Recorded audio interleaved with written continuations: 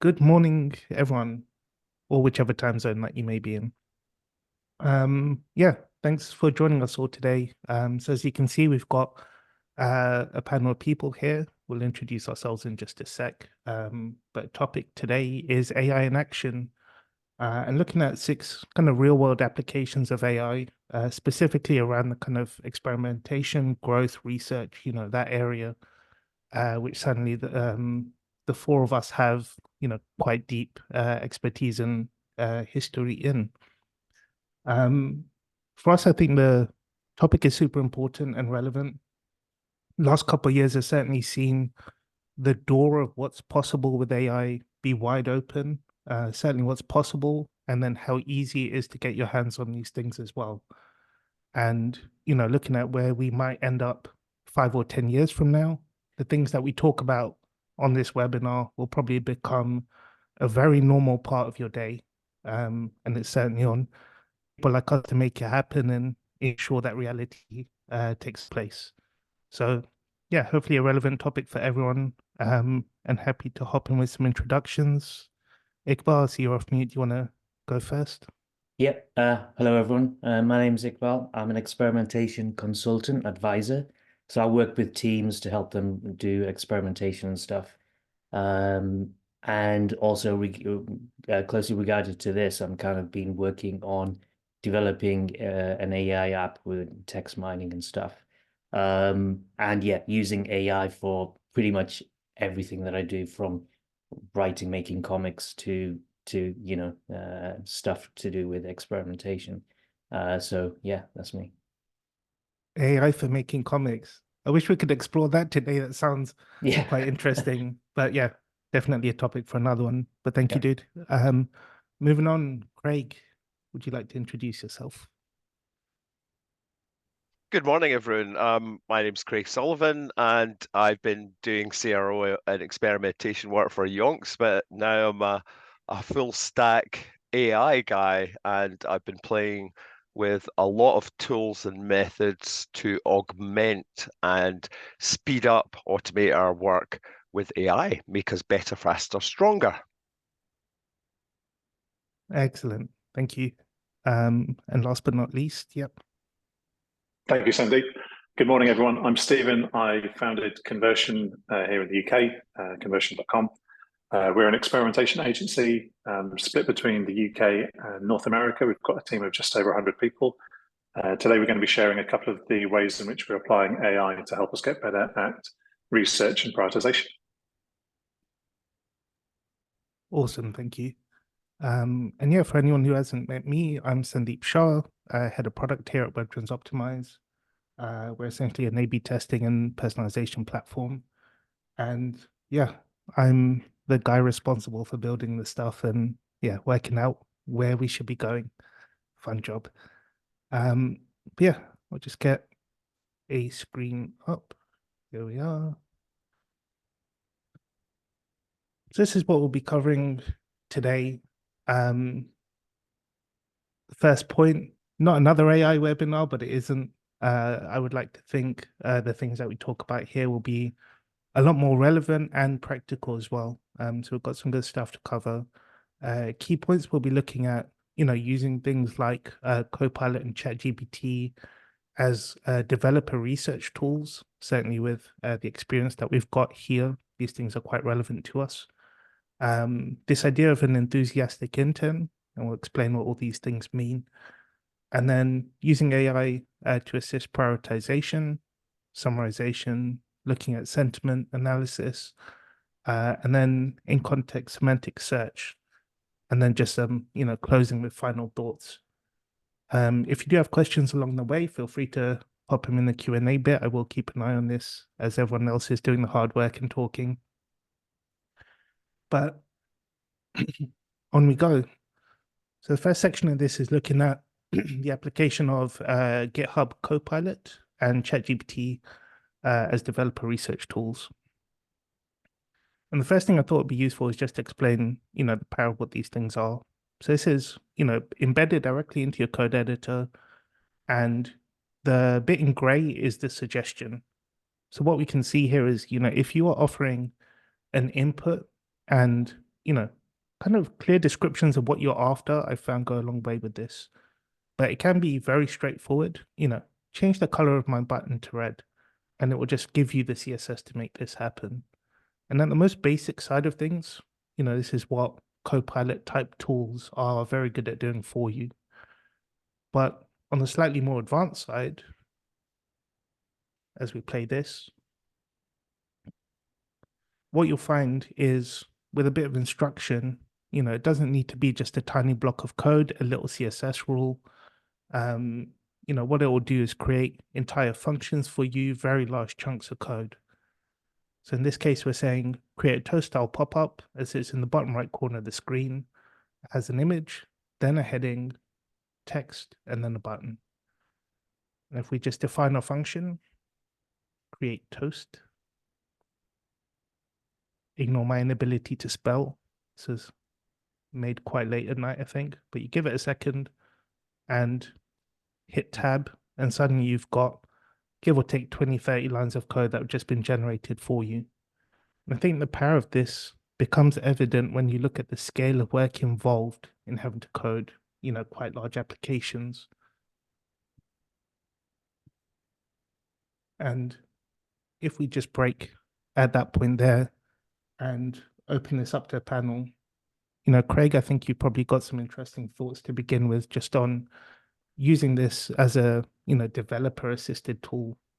I think this underpins something that's a really important trend in all the stuff that we're talking about today, which is there are new AI tools developing, right? But what we're also forgetting in that is all the tools that we already use that are having AI capabilities grafted into them, right?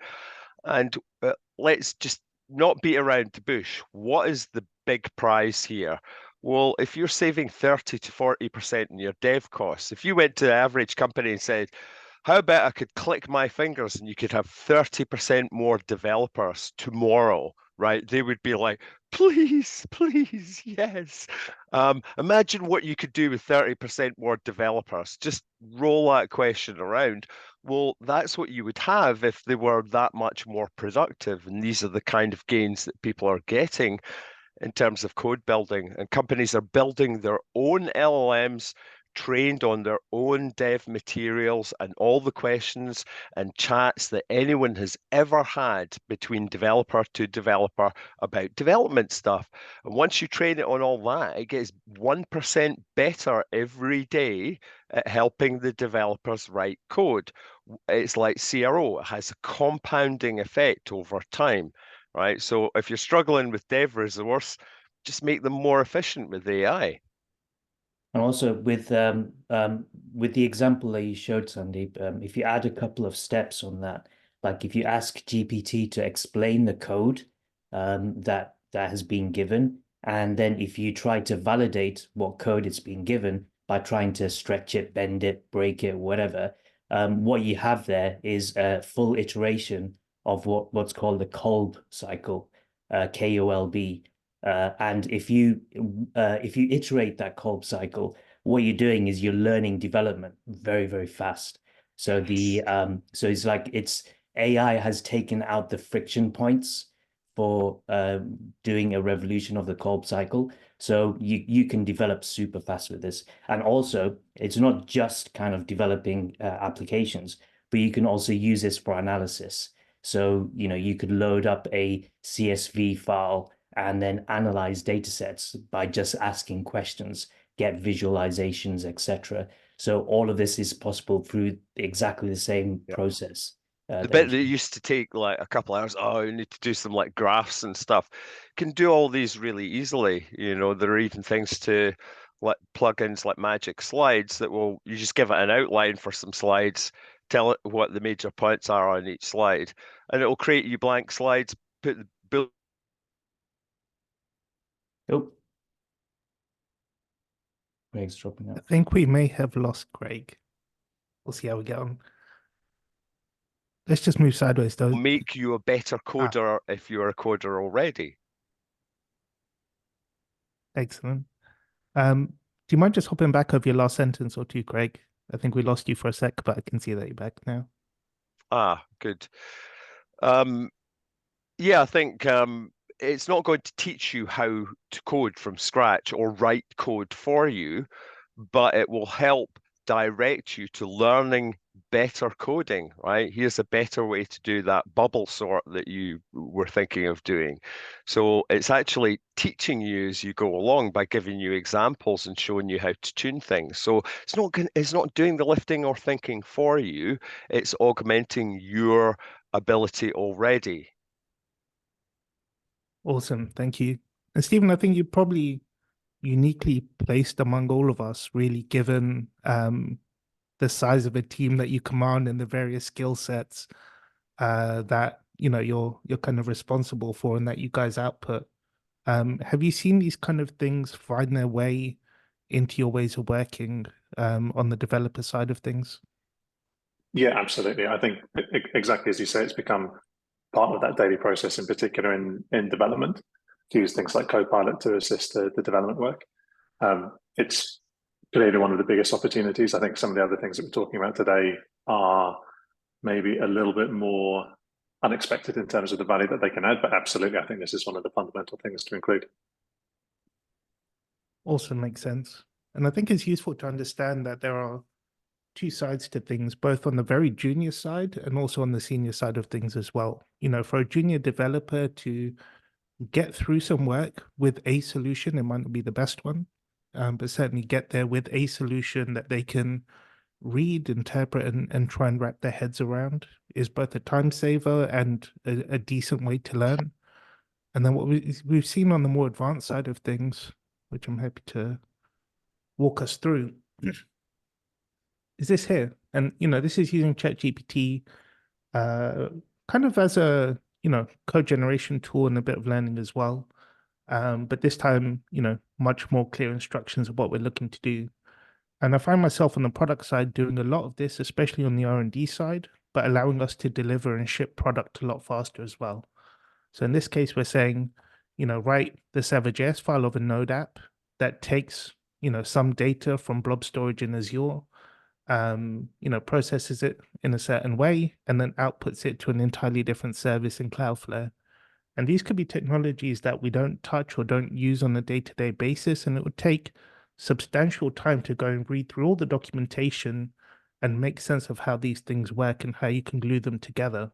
But instead, with a fairly straightforward prompt, being concise certainly helps, but with a straightforward prompt, what we find is that it says, yeah, sure, let's go. And there are a few settings and variables that you'll need to apply, but here's a bunch of script. It's far too long to include in here, but the code goes on and on and on, reading things from blob storage, which is made into a nice, neat function for you, getting things uploaded to Cloudflare.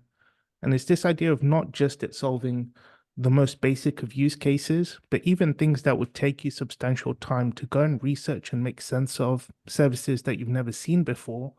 ChatGPT and, most Copilot apps, I think, are excellent at the more advanced side of things as well. Whether it's this, building recommendation sets and kind of processing large data files and kind of working out how it should happen on a regular basis. There's a wide open door there. Yeah, Craig. I think the kind of holy grail here is a tool that's actually trained on your dev environment and accumulating knowledge rather than a general coding tool. Both are helpful, but follow the work of this guy, Mark Edmondson. I've put his LinkedIn in the chat window, but he's taking LLMs through a reflection exercise every day to say, okay, how did you do today answering the questions from the developers? Are there any questions that you think you could have done better on, right? So basically a period of reflection and iterations. So how was your day-to-day AI helping the developers? How can we make it 1% or 2% better for those developers tomorrow? So you're actually having these sort of like fireside chats with the AI every night. Mark calls it dreaming with the AI, just sort of like mulling over things and chatting, and then it has another go the next day, but it's trying better the next day. So I think this idea that, yeah, you can get a great lift from AI, but if you keep feeding it more information, it will get better and better at helping the developers. Excellent. Yeah, sounds great. And just a reminder to everyone, if you do have questions, please pop them in the Q&A section. It'll be the easiest way to get them in front of everyone. But yeah, moving on then, looking at this idea of kind of enhancing the way that you do things, we've certainly seen this from a dev and Copilot point of view. What we also have is this notion, which Craig coined and shared with us, of using these tools as a enthusiastic intern, which I find quite interesting. So Craig, if you want to walk us through this. I think one of the right ways to think about AI is as an enthusiastic intern. It may be intelligent, but it may not be quite as experienced as you. So let's just say the AI is not doing these things for you. It's helping you to do market and product research, or it's helping you with ideation, wireframing, design, doing market research, competitor analysis, helping with copywriting research, writing landing page content, SEO work. All of these work, right? It's not going to do your job for you, right? It's not going to drive the car, right? So you can sit in the back seat and play in your phone. It's like sat nav, right? It's going to help take you to your destination, but you're going to do the driving. It's just going to make your drive more pleasant, more productive, and take less time.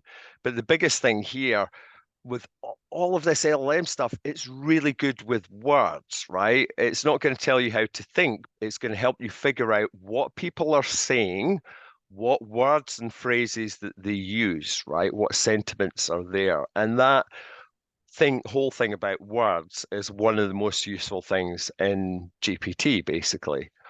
So, yep, this one. Just an interesting aside, and I put a link into a LinkedIn post in the chat that has these links.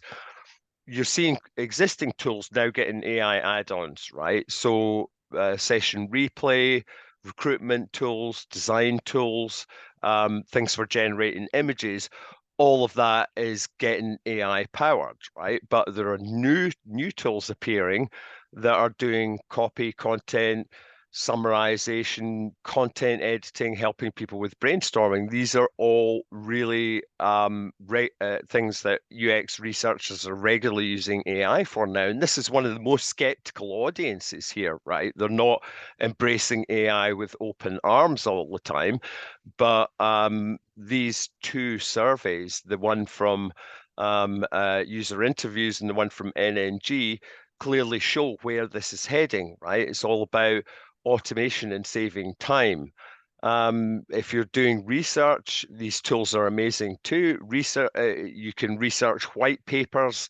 You can find out all the literature on a given psychological lever or bit of background that you need. Iqbal's going to talk about the whole summarisation piece. That's an excellent use of AI, and it will help you summarize loads of feedback from people from interviews. It will help you cluster things. You can do sentiment analysis and get insights out of it. But most of this stuff, if you just look at how UX researchers are using it, it's automating the boring, time-consuming, non-value add parts of the work. Video and audio transcripts, taking interview notes, doing recruitment automation, screening people, sending out surveys to people that have follow-up questions, right? Or even just helping with your planning work and creating materials for a piece of UX research. So no, it's not doing the work, it's not doing the thinking, it's not helping synthesize all the stuff that comes back from UX research. It's helping remove the boring work. Next. So there's a checklist. I put a checklist in here and you'll be able to get the slides afterwards. Just remember, GPT still can't do maths properly. It doesn't handle concrete facts really well, like what's the distance between two cities. And LLMs are still prone to this idea of hallucination, right? This example on the right here is asking something a piece of information that doesn't exist, right? What's the name of the voodoo lady in the game series Monkey Island? Well, she's called Voodoo Lady, but AI will make stuff up about this, right? And you can believe it if you like, right? But it may be a mistake. So if you're doing summarization, one big warning, you can't do this in the chat interface, right? If you don't believe me, run it 10 times and see if you get the same result, right? GPT on its own isn't enough, and Iqbal's going to explain that. Always check the stuff that GPT gives you, right? So hallucinations and incorrect references are very common, especially if you're trying to do summarization of documents or data. If you don't know the subject area well that you're working on, GPT is not going to help you or teach you. It will not inculcate something that isn't already there. It will bring out and augment something that you already have. So treat it like a fun and useful intern. It may have great ideas, but it may have stupid ideas as well. So you can use it as an additional member of the team for brainstorming or reviewing ideas, because it'll often remind you of things you have forgotten about. That's one of the most useful things for AI, is reminding you of things that you've forgotten about, you know. We expected to use it for advanced things, but it's great. Oh, it's like, oh yeah, we totally forgot about that. That happens a lot, right? Next one, please. Most fails with AI work are from 100% trusting everything it says or does with your data. Just check it. Ask GPT to give you the sources, right? Or use something like Bard search, which will show all the sources that were used to compile it. So you can check the sources for this information. If it mentions a white paper, check the white paper, read it, skim read it, look at the abstract, make sure that this white paper actually exists and it's relevant to the topic. And if you've been using Google Scholar, there's a way faster way of getting to white papers and stuff like that that you need. Use Cite or Elicit, right? Because these do semantic search rather than keyword search, right? And they will find you the right connections in that sea of data. If you want something about the paradox of choice, right, and all the research to do with that, don't use Google Scholar, use Cite, right? And if you want concrete facts and mathematics in your chat window, then use the Wolfram Alpha plugin, which is on the right here. Next. And if you're asking for something, just do this, right? Please explain the theory of social proof using in-text citations and a bibliography. Now you've got all the references that it's used to compile this. Not only are those great to go and read for further research, you know, it's another rabbit hole to go down, but you can also see whether it's hoovered in BS or not to give you your answer, right? So always check the sources. Next. Prompting does make a difference, right? But it's not as hard or complicated as you think. This is not a job, right? If you think there's going to be a career in prompt engineering, forget it, because it's getting baked into the LLMs.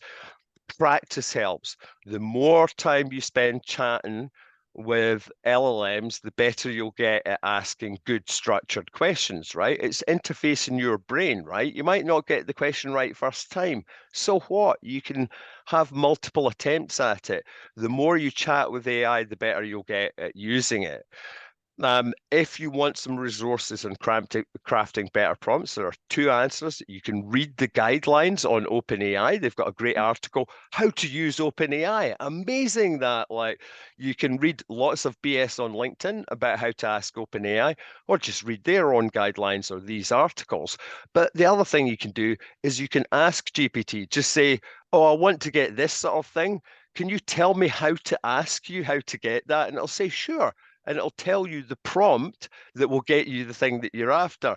Like, and I tried that on a couple of people, and they're, that's amazing. It tells you how to ask it questions. Yes.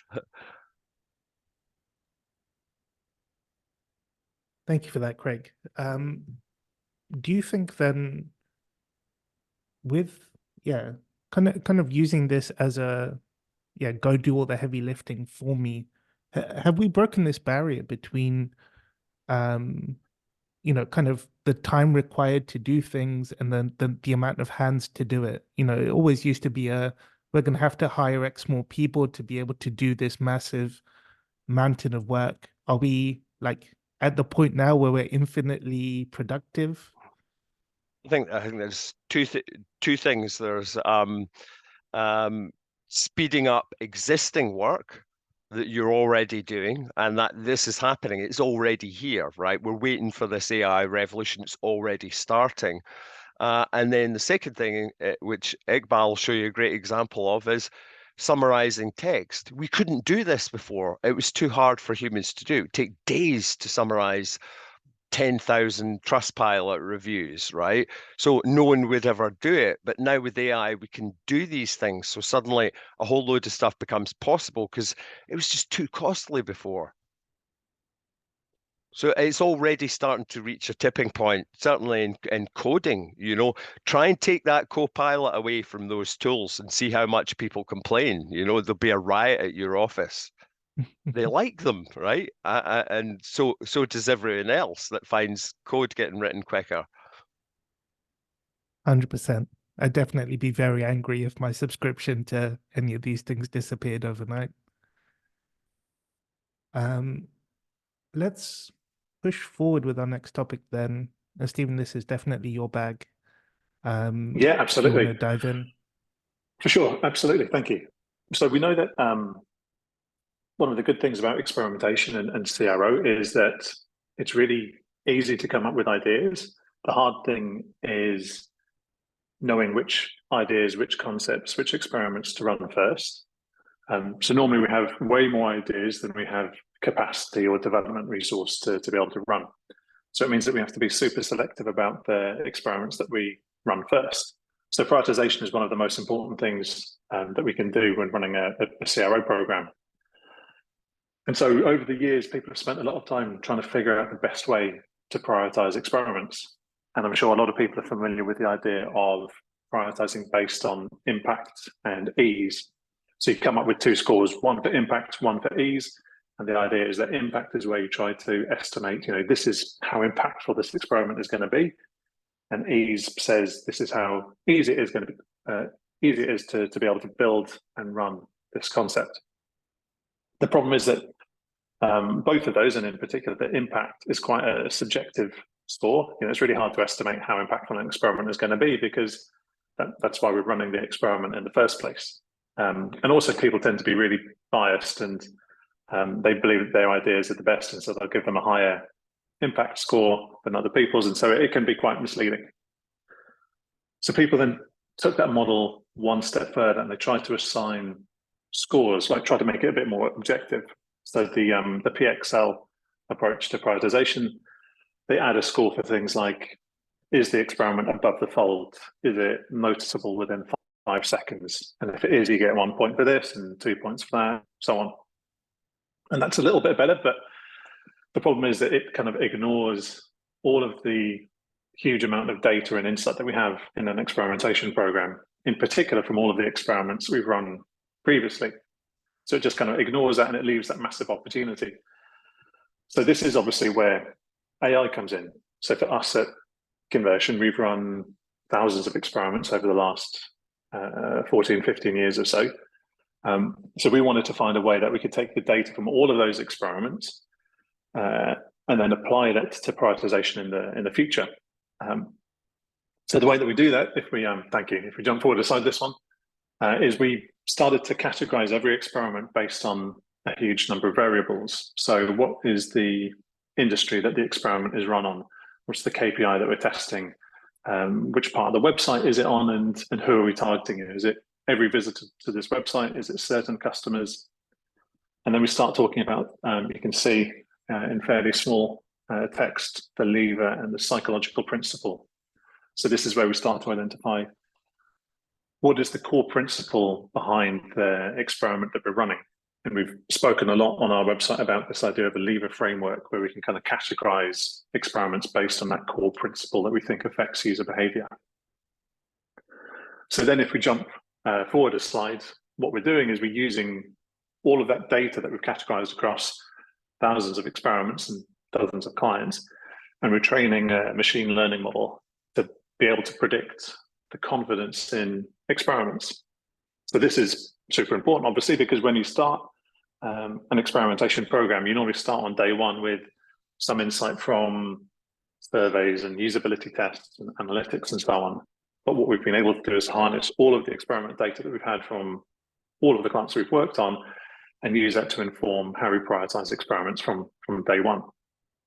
So if we jump forward one slide, we can see that the more experiments we run, the more the better able we are at predicting which experiments are going to be successful. So this is a relatively early slide that indicates some of the results that we can see. And on the left-hand side, you've got the confidence score. So the higher the confidence score, the more likely the model thinks this experiment is going to be successful.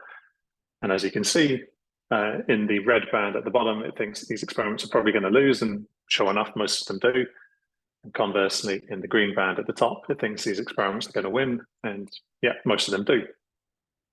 Now, what's good about this is it gives us a massive advantage when we start work on a new project. We did one just recently this year where I think the first 3 out of 4 experiments were successful, which is obviously just one example, but this is by no means isolated. The idea is that it gives us a little bit of a head start when we start work on a new project. And then the more experiments we run, in particular for that client, the better the model gets, because it's constantly taking in that data and using that to prioritize the backlog.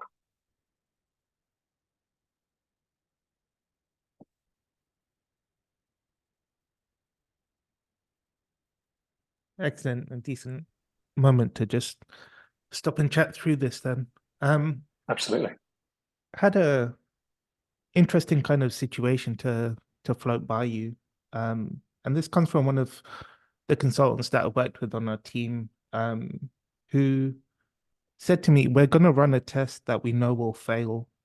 Not necessarily because it's a bad idea, but because we need to teach the customer a lesson about the right way to do things. We need to make them fail so that we can then go and successfully run a program, for the next 10 things that we do, and they will actually listen to us. Yeah. How do you reconcile this idea of kind of garbage in, garbage out almost?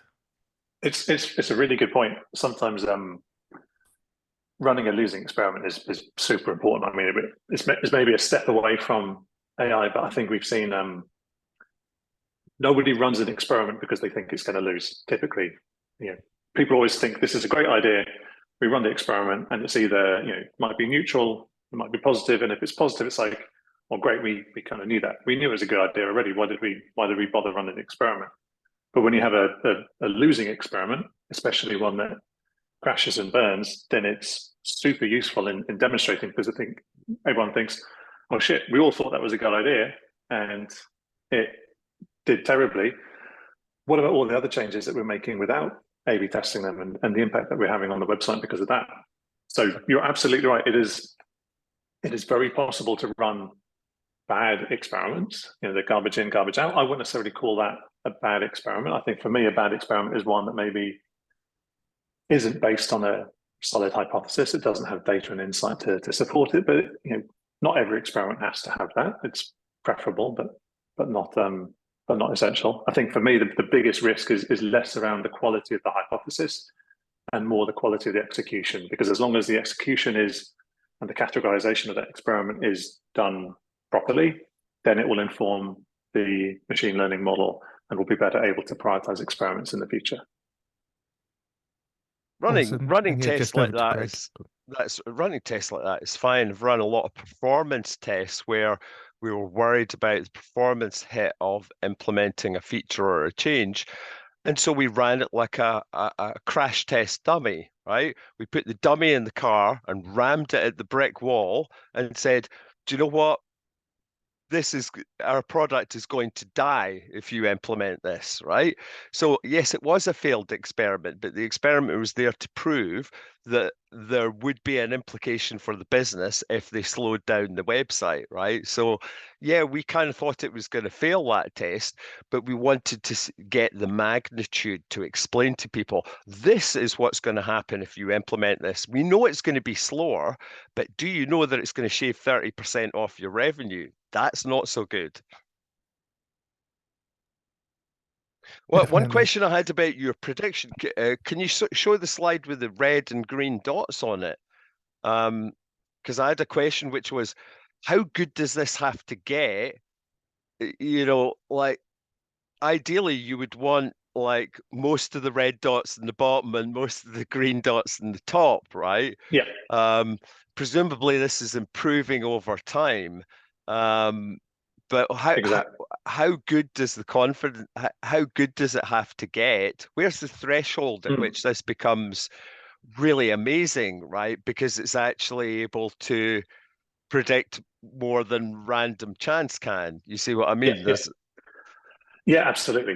That's entirely fair. I mean, I think for us, this is useful in giving us a confidence score as opposed to a prediction of yes, this is going to win, which gives us that kind of that head start. I think what's worth bearing in mind is even if you work on two websites that are in the same sector, what works on one will not work on the other. So obviously, we need the best quality data comes from experiments that have been run on that specific website, but we work across dozens of different clients, and sometimes we have to run those first 5 experiments without any prior history of experimentation. So we're always going to have less data to inform those initial experiments. Exactly. So over time it gets better. So we're always going to see some red dots and some green dots where we'd rather they wouldn't be. But the nature of it is that one is we're running those novel experiments on any website, but also we're constantly training and improving the algorithm itself. But it's not telling people what to do. You're using it as an aid alongside the people who are already doing the work. So it's helping them with prioritization, not necessarily filtering these things out and saying, don't run that test. It's just saying there's a lower, this test here at 20% versus this one at 80. It's likely there's a lower probability this is going to have the impact that you desire, right? Exactly. Because there are always going to be other factors that we need to include, like, can we even test on this part of the website, or is there a code freeze on? Or, we've got 4 experiments that we're planning over the next few weeks, and they're all focused on the same lever. Actually, we might want to try a completely different lever that we haven't tested before. It's got a lower confidence score, but we need to be able to see, does this change customer behavior or not? So exactly as you say, it's a useful guide. It informs the process, but it's by no means an absolute. And actually, one of the key things with that came to me is kind of just the time saving of having AI do the prioritization for you. So especially if you feed in the traffic volumes and stuff like that, because prioritization can be quite time consuming. So if that was taken out and AI was doing that, then again, it's like time saving on the development process, time saving on the prioritization as well. Definitely. I think with you in mind, Iqbal, it'd be good to move on to the next topic, which is looking at summarization. Yep. Very much something I think you understand better than anyone else here, right? Yeah. So I think we all have established that qual insights are really good, but it's also a fact that qual input is really bad. And this is an example of that. So imagine that, like the top part of the text, imagine you had to go through and pass like thousands of input like this. Not even thousands, actually. Just 100 of these inputs would drive you insane. So and the thing is like it's the text input can be really messy, and that's just one of the reasons why mining insights from qual insight is really difficult. So where AI can help is to understand this text. I would wager that AI can understand this text better than most people can understand this text, especially when you give it context. And this is where when you ask it to do a clean rewrite, it would rewrite it in a very, very clean way, and also just make the text much clearer. So if we go to the next slide, so with that in mind,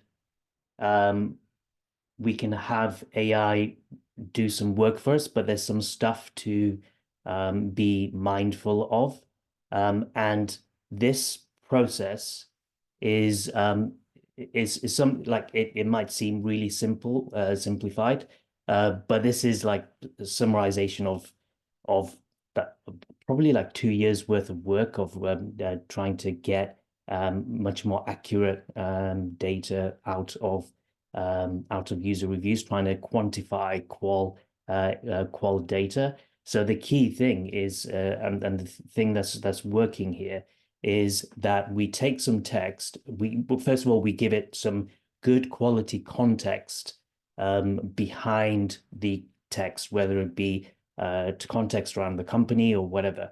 And then we take some badly formatted text, some raw input, and then we have to split it into multiple chunks. And the reason we do this is because people often mention multiple themes in the same text, and you saw that in the previous example. They also say positive and negative things in the same text and stuff like that. Very, very messy. So getting AI to split things into specific points, and then you can do some pretty aggressive summarization on that split text without removing the context. So if you go back to the previous step again. So because once you do that and you do some aggressive summarization, you can then also group all of the text into groups or clusters, whatever you want to call it, and then you can do progressive grouping of that of the text that being split into specific points. And by having the process laid out at each in a very, very specific way, in a very process-driven way, it allows you to validate the output at each step and just kind of intervene if whatever data set is not working correctly. So yeah, so if you can go to the next step. So basically, it's also useful to extract useful context. So if you put in some good context about the company and etc., raw text, and then you could also get it to not only pass the text in terms of summarization and themes and stuff, but you can also do some stuff like, for example, a friend of mine wanted me to process a whole bunch of reviews for a company that's got hundreds and hundreds of products. But when with the reviews, what products are they referring to? It's unknown. It's often implicit, and you could probably judge which product, but you can get AI to do that, and that saved like a whole ton of really boring work, and that is something that you can do to soup up the text to extract useful context from it, and then from that you can you can just process it as normal. And to the question, all of this is being done by the AI app that I'm building at the moment. So I've built and I'm using that internally to do stuff with my summarization and working for clients doing summarization of their large corpus of text and stuff like that in insight mining. So yeah, if you go to the next. So I'll cover off semantic sentiment analysis at the same time. So here's an example of the of some text, and this is an example of the tool which splits it out into specific points, and then you can see that in one large block of text, there's negative, neutral, and positive stuff that's mentioned. So the thing is that positive is worth theming separately to all of the negative stuff that's happened. And then on the right there, you can see a little bit of the progressive summarization that's been done. So and what's important to understand about this is sentiment analysis is pretty much like implicit as analyzing implicit sort of language. Nobody goes out to say, and now I'm going to be negative, and now I'm going to be positive.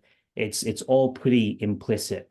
And when you take that into consideration, it kind of opens a door to other kind of uses beyond just sentiment analysis. So for instance, going back to the whole comics thing, Sandeep, we were mentioning. So in terms of writing stories and stuff like that, you can put in a description of the story or description of some text that you want to put on a website, and then you can ask ChatGPT to tell you how it's likely to be interpreted, what kind of themes are suggested by the story, by the text, and then a lot of the time it's bang on, and sometimes it's not, but it kind of gives you that kind of cycle to prompt and ask. But the idea is that there's a lot of stuff that's locked away in the text, sentiment and other implicit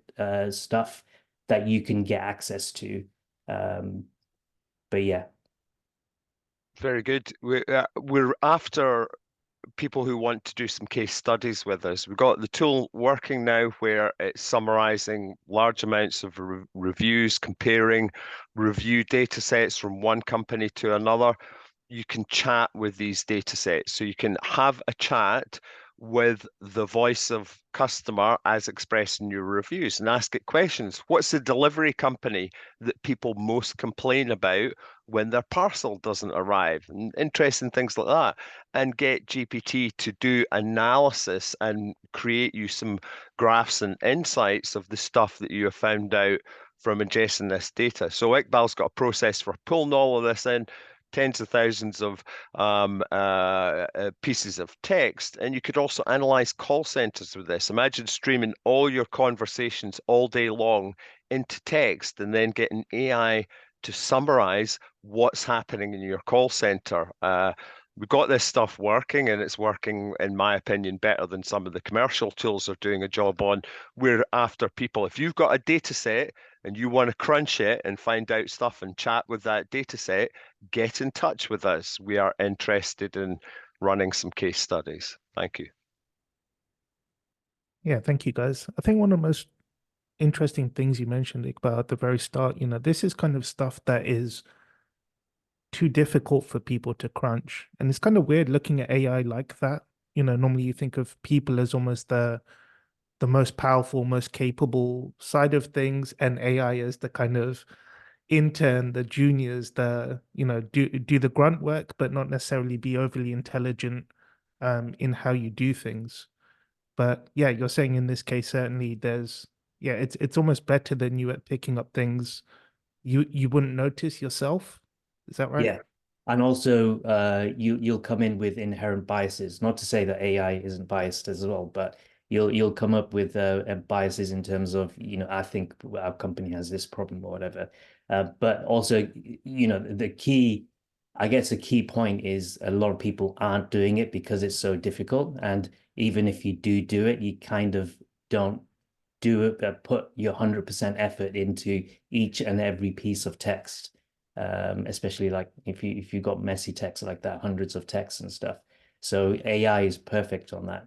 There's amazing insights in there just about how people feel about how their problems, tasks, goals are being solved by a particular product in comparison to another product, and also getting to understand issues and gaps in the service between what people actually desire and what you're able to provide, and to do that across a number of competitors.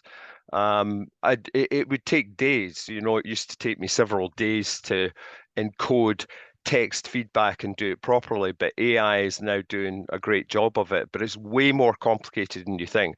Don't just upload stuff to GPT and expect it to do a great job summarizing it. That way lies madness. The tools are getting better, though that will eventually happen, but it's not there yet. If you want to summarize, you've got to have a process like Iqbal showed you for cleaning and processing the data. Otherwise, it's It's not going to work for you. Don't do it. You will waste lots of time. And if you dev that process as I showed you, you can build your own tool like that. So, you know, it's just putting it out there. That's kind of summarizing the code process behind something that so I've been, you know, like I say, it's kind of culmination of a number of years. It might not seem like it might seem really obvious, but yeah. Yeah, I think this almost solves the same problem that I've had personally looking at session recordings, whereas, you know, it would take one person days, if not weeks. I think a lot of us have been there by the looks on your faces of sitting there endlessly watching these things, hoping to stumble across something useful, picking up on things, probably missing things along the way as well, because you're not just wired in that direction.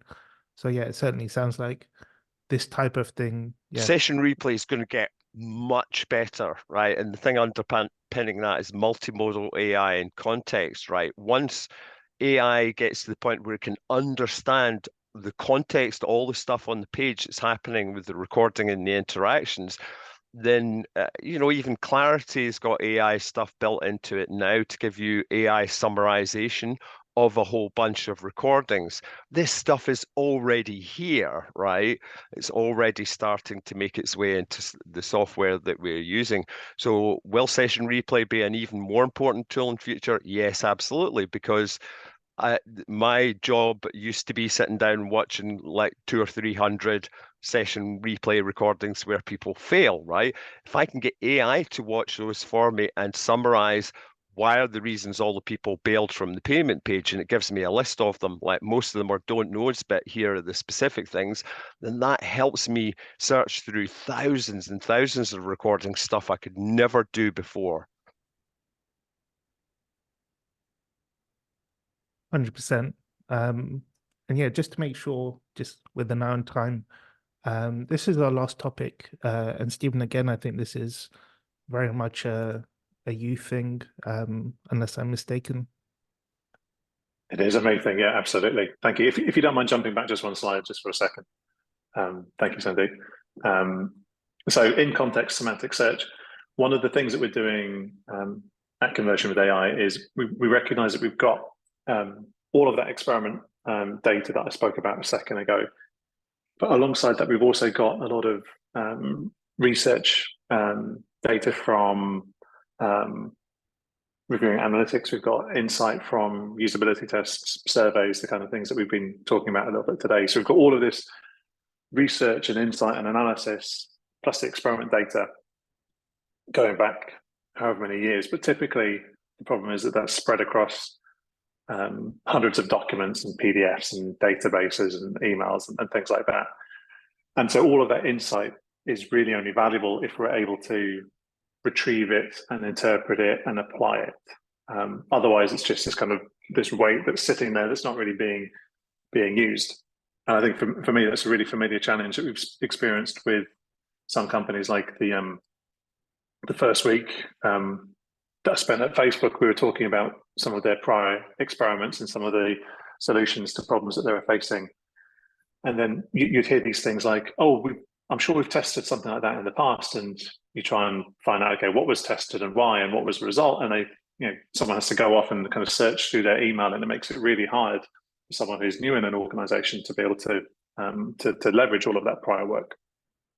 The good thing now is obviously AI gives us an opportunity to have this kind of contextual semantic search, which really increases the efficiency and the effectiveness of that insight and data retrieval. So most importantly, it can use natural language processing to really understand the question and the intent behind the question. So if you jump forward a slide, this is, I will flag with a bit of disclaimer, this is very much a work in progress. This is one thing that we are kind of focusing on today heavily, the prioritization that I spoke about a second ago, we've been using for some time. This is very much a work in progress at the moment. But what it's allowing us to do is you can input a query, like at the top, we've got high price. So if we've observed that sticker shock or concerns around pricing, for example, are an issue for one particular website that we're working on, then we can type in a term like high price, and we can see every experiment, every piece of insight that we've got around that specific topic. and it can bring up different solutions to similar insight. So it's a great way of getting new ideas, seeing what's worked in the past, seeing other data that supports or surrounds this particular topic. And as you can imagine, the advantage of that is it basically eradicates the learning curve. So if someone were to start at conversion on Monday, for example, they don't have to get up to speed manually by talking to people and say, oh, have you ever done an experiment on X? They can use this tool and they can straight away have access to years and years of data and insight. And so it really democratizes that data. I'm really conscious of time, so I'll keep it. I'll keep it at that. No, it sounds excellent. And you know, it's really awesome for me at least to see search head in this direction. You know, I've certainly been there as a product guy building search where you're trying to find people who can't spell Harry Potter correctly and they missed out an R or something Harry Potter or something they put them by accident or autocorrect. And to go from that to kind of intelligence almost, you know, you without saying the words high in price, understand that this is exactly what, you know, this test is referring to and the insights that you pulled from it. I think is a massive leap. It's huge. It's also the reason why Site works really well, because it's not doing a keyword search, it's doing a semantic and conceptual search. So it finds me all the stuff that's related to the thing that I'm interested in, even if that thing isn't mentioned, even if it's a slightly different industry or type of research. So I can find more of the stuff that I actually need because it's not searching by keywords. And actually, it's the implicit again. Going back to the implicit thing, it's subtext, and it's AI can be very good at that, but the missing part of that, or the piece that's needed for that, is the context. So if you fill in enough context, it can figure out some implicitness without hallucinating. So that's an important sort of thing. Going back to that point there. Awesome. Look, I think anyone that's spoken to any one of the four of us will understand the situation that we're in, which is that we're out of time because we've been talking a lot more than we thought we would do. If I could get from each of you guys, I guess, just a closing idea of, you know, what's the most useful thing you've seen, the most disruptive thing you envisage, that'd probably be a good way just to close down. Iqbal, you okay to go first? Yeah, with development, I think we'll find that codes and applications become much more organic, because development code is much more organic now because the AI is making decisions and stuff, and AI is improving, and so the code is going to change. And so I think applications built with AI are going to start to, you know, almost feel like live organisms. So that's something that I would. Awesome. Yeah, probably following that kind of one person unicorn companies and all these things that are popping up nowadays. So that's, yeah, awesome. Stephen, if you want to go next. For sure. I can share maybe a more, I don't know, future looking kind of disruptive, something that doesn't really exist, but something that I find really interesting. And that's the idea of always on and maybe automated experimentation. So can we get to a point where we take the winning variation from an experiment and we create a new challenger to that, so that winning variation becomes a control? We automatically create a new challenger. It learns the difference between, you know, what was changed, why it worked, and takes it to the next level, and it continually develops that and maybe even personalizes to individual segments. So it sees, okay, control works better for this segment, challenger works better for this segment, and it kind of continues to build on that. I think we're a way off. But obviously, the industry is moving so fast that it'll be good to keep on watching it. Nice challenge to a head of product of a testing tool, if there happens to be one listening. And Craig, I guess just one from you. Stephen's idea is great. That's going to happen. Generative AI video, right, is going to be a big thing that's already busting doors down. But one element of that is going to change our lives forever, and that is deep fake video and election interference, right? That is, there are insufficient controls for it. We need to start thinking about what to do. Awesome. I think for me, just, you know, one of the most important bits that I see, probably from the training side, I guess, is that with access to knowledge, the minimum bar for how capable everyone becomes, Stephen, to your point of hiring new people on Monday, that minimum bar is going to get higher and higher. So we'll find ourselves being able to accelerate even the most junior people more quickly than we've ever seen before. And I think having more capable juniors will probably be an incredible disruption to what units become capable of doing. So yeah, hopefully for everyone listening, there's still a good bunch of you there. This has been useful. We'll probably follow up. There are a lot of questions in the chat. Thanks to everyone, the panel, who have been replying along the way. We'll probably do something a bit more creative with all of that stuff afterwards. But thank you, everyone everyone who listened, and to Greg, Iqbal, and Stephen. Awesome conversation. Yeah. Thank you, Enjoy your day, Sandeep. everyone. Thanks, everyone. Thanks, everyone. Cheers. Bye-bye.